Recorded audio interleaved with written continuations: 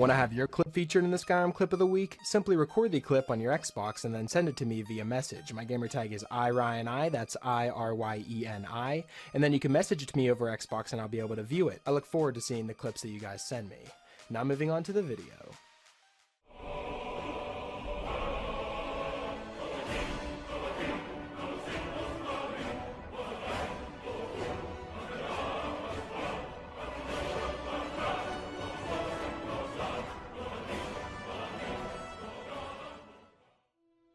Hey, what's up guys, it's Ryan, and welcome back to another episode of Modded Monday. We're on week number 218 now, guys.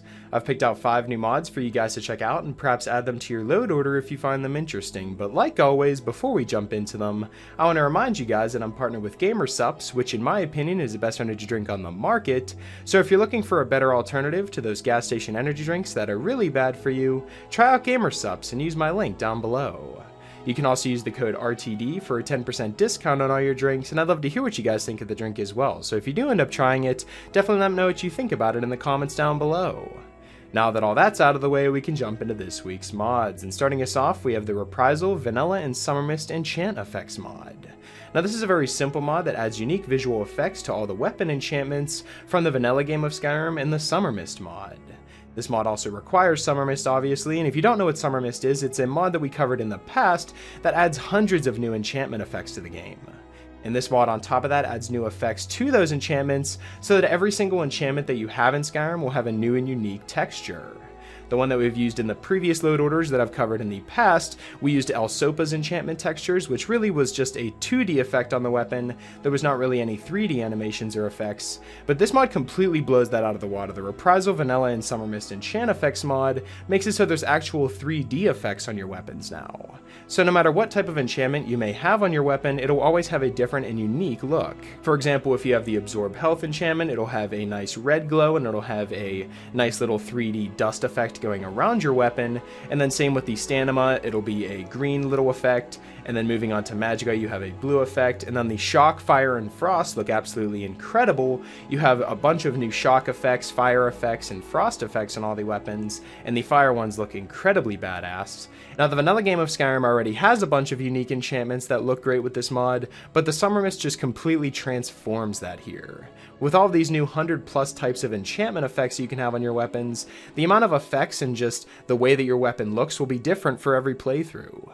So if you're playing with my previous load orders and you already have the Summermyst enchantment mod installed, then definitely give the Reprisal, Vanilla, and Summermyst enchant effects mod a try for yourself, because it definitely enhances everything in terms of the Summermyst mod and just Skyrim in general. And even if you haven't tried Summermyst before, it's definitely a mod that I'd recommend downloading now, because not only is it required by Reprisal, but it's just an overall great enchanting mod. So if you're looking to alter the way that your weapons look and feel in Skyrim, as well as how they work with the different enchantments that you can have, then the Reprisal, Vanilla, and Summermyst enchant effects is definitely a mod I'd recommend downloading, and that's why it's featured here at our number 1 spot, so I'd recommend downloading it and giving it a try for yourself. Coming in at our number 4 spot, we have a brand new guild/quest mod, and that's called Cyrodilic Collections. The mod page reads that Cyrodilic Collections is a fellowship of historians dedicated to recovering Argonian antiques. But unlike treasure hunters, we don't sell relics for profits. Now a little bit of a backstory about this mod, we have an Argonian named Nizari who arrived in a Dwemer farm near Markarth and plans on opening a small museum filled with Argonian goods and knowledge. He's looking for travelers, guards, adventurers, and relic hunters to retrieve said artifacts for him so he can display them in his museum. How to start this mod is you head to the northeast of Markarth near the farms, and there should be a new small building there. When you enter, you'll find an Argonian named Nizari inside, and he's the one you need to talk to start the quest. Unfortunately, there's no recruitable followers with this mod, but you can bring your own at any time, and the areas that were changed was a small area near Markarth and a small area in the sea near the Lighthouse of Solitude. Whenever it comes to getting to make your own decisions with the mod, you're able to slightly whenever you come to deciding who gets to live or die, but in terms of the guild and the quest, there's not really any rules that you have to follow to complete a quest, which makes it different than other guilds, but it also just makes it so that every quest is pretty much linear. Not that linear quests are bad or anything, but I feel as though an open quest would be very difficult to do in a mod editor, but that doesn't change the fact that you're now a part of a new treasure hunting team that's looking for Argonian goods and knowledge, and the more quests that you complete for Nizari, he'll be able to display the items that you find throughout the world and completely build his museum. So if you're getting tired of the same old guilds and quest lines in Skyrim and you maybe want to change up and become a treasure hunter, then the Cyrodilic Collections is definitely a mod I'd recommend checking out because it adds a whole bunch of new quests into the game that send you around Skyrim finding a whole bunch of unique treasures, and you can then bring them back and see everything that you've built in the museum once it's finished. And that's definitely why this mod's featured here at a number 2 spot, so I'd strongly recommend downloading the Cyrodilic Collections mod. Coming in at a number 3 spot, we have the Dunpar house, which is a medium-sized player home. Now the mod page reads that the Dunpar house is a manor house on the site of the historic village of Dunpar in the northwest region of Whiterun Hold.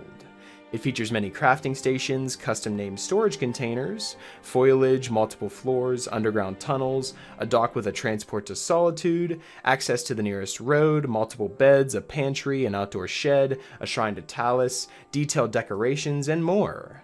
There's also custom books which can be found throughout the home or in a bookcase, including a note explaining the backstory of the house's previous owner, Renius Entis. And the key to the house can be found on his skeleton next to the bridge entering the house. There's also a staff enchanter located in the old Dunpar tunnels, but Neoloth's staff enchanter key must first be acquired to access it.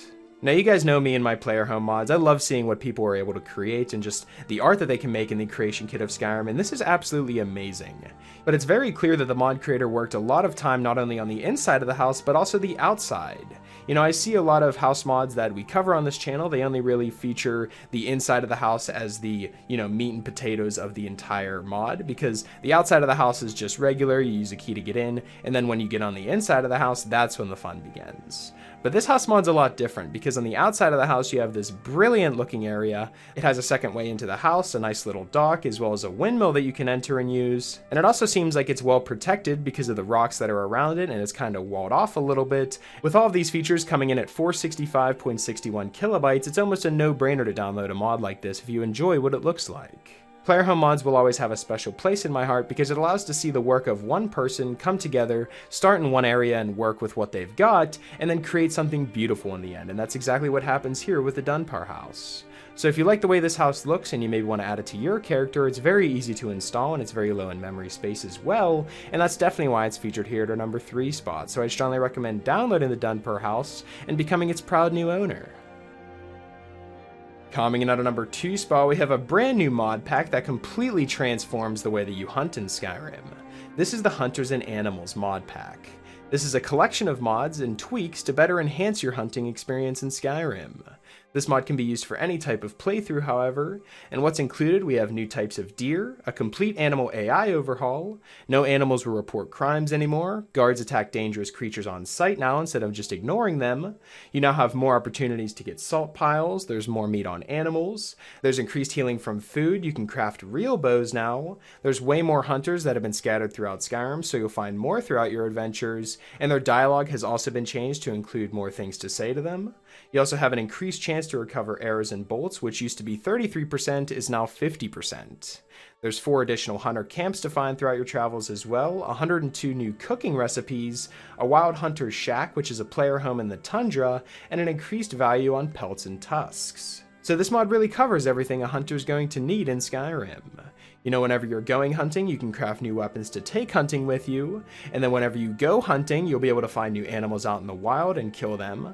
You'll be able to harvest more materials from the animals that you kill and get more pelts, and then take them back and sell those pelts for a higher price. Now I know I'm beginning to say this every week, but I'm starting to really love these mod packs that are coming to the mod page here. Because this one single mod, this Hunters and Animals mod, contains 12 full mods that could have been covered in separate episodes. So this is jam-packing 12 awesome mods into one mod, and then allowing you to download it into one single space, saving you so much more space in your load order for other mods. So that being said, I'm a huge fan of these new mod packs that have been coming to Skyrim, and I hope you guys have too, because it looks like we're going to be getting many more in the future. But nonetheless, if you're trying to become a hunter in Skyrim, or maybe you felt that the hunting in Skyrim was lackluster and you just want to upgrade it for your current character, then the Hunters and Animals mod pack is definitely a mod I'd recommend downloading because it covers every area of hunting into one simple mod.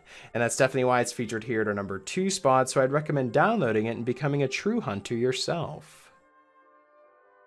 Coming in at our number 1 spot, we have a mod that's going to completely transform enchanters and mages in Skyrim. This is the Conjuror's Forge, Summermyst Enchanting and Crafting Bundle. Now this is a merged mod building on the enchantments of Summermyst and improving crafting and smithing. And you know, earlier we covered the Reprisal, Vanilla, and Summermyst enchantment effects. Now that mod actually requires Summermyst, which is included in this Conjuror's Forge mod. So technically after watching this episode, you could download Conjuror's Forge and then put Reprisal below it, and you'll have the most unique enchantment effects that you could ever think of in Skyrim. But not only does this mod cover Summermyst, this mod also fixes the Night Eye so that NPCs who use it don't change the player's vision. It also adds a dragon damage enchantment, which increases your damage dealt to dragons. All of these new unique enchantments start to appear in the loot pool beginning at level 16, and there's no armor restrictions on enchantments either, so that you can use any enchantment on any gear that you have. Soul gems have also been greatly transformed because they automatically move among soul gems in your inventory to maximize soul trapping, meaning larger souls will automatically push smaller souls out, smaller souls will relocate to a smaller gem if one's available in your inventory, and souls will shrink to fill the largest available soul gem. These soul gems can be crafted from smaller soul gems or soul gem fragments at smelters, and soul gems may also be ruptured into fragments at forges. I know that this is one of my big problems whenever it came to being a mage and soul trapping and trying to enchant things, is you'd end up killing a fox and it would go into your large soul gem so that you could never capture a bigger soul gem to take back and enchant your weapons with. One of the mods included in this mod pack changes it so that soul gems are a lot better to use and have a lot more functionality as well. Now, not only do we have enchantment fixes, we also have crafting improvements, such as better mining, the ores glow slightly, mining is twice as fast, which means it takes 3 strikes instead of 6 to mine, you can craft more items now, there's new lockpicks and torches that you can craft, as well as faction armors, but for the faction armors you must complete the quest related to the faction to unlock them, and then you can craft and temper silver weapons, and even smelt down weapons, armors, and clutter into ingots, which is a very small mod that I covered in one of my load orders in the past, and it was the Smeltdown update. The Smeltdown update is actually included in this Conjuror's Forge mod, and it allows you to go out just like Fallout and collect a bunch of junk and then return it back to your smelter and smelt it down into ingots that you can then use to craft or maybe make weapons and armor. This mod also includes the ability to use iron and steel ingots to build Hearthfire materials. Hearthfire materials now weigh nothing, and you can also make portable crafting stations now craftable under the Mist section at the Forge. So as you can probably tell, this mod completely transforms mages, enchanters, and just pretty much anyone that plays the game because the crafting has been altered as well. And with this mod coming in with these new amazing features and abilities that we can do in Skyrim, it only comes in at a 20.12 megabyte size, which is very, very impressive, and it's almost impossible not to download a mod like this. So if you're looking to take the magical approach, or maybe you just want to upgrade your crafting in Skyrim, the Conjuror's Forge is definitely a mod I'd recommend downloading because not only does it come with a bunch of unique enchantments that you can have on your weapons now, but it also has so many quality of life improvements that just make the game more fun to play and better and fast, and that's definitely why it's featured here at our #1 spot. So I strongly recommend downloading the Conjuror's Forge and becoming a true enchanter yourself. So that's pretty much it for this week's episode of the top 5 Skyrim mods of the week. Hopefully you guys did enjoy, and if you did, I'd appreciate it if you left a like and subscribe if you're new. It really helps me out a lot. And if you have any suggestions for mods you'd like me to cover in future top 5 mod episodes, be sure to let me know in the comment section below, or you can follow me on Twitter. I'll be sure to leave my Twitter in the description, and you guys can follow me on there and leave me suggestions there as well. Special shout out to my Patreon supporters. Thank you guys so much for everything that you guys have done for me. And yeah, that's pretty much it. Hopefully you guys did enjoy, and I will talk to you guys later.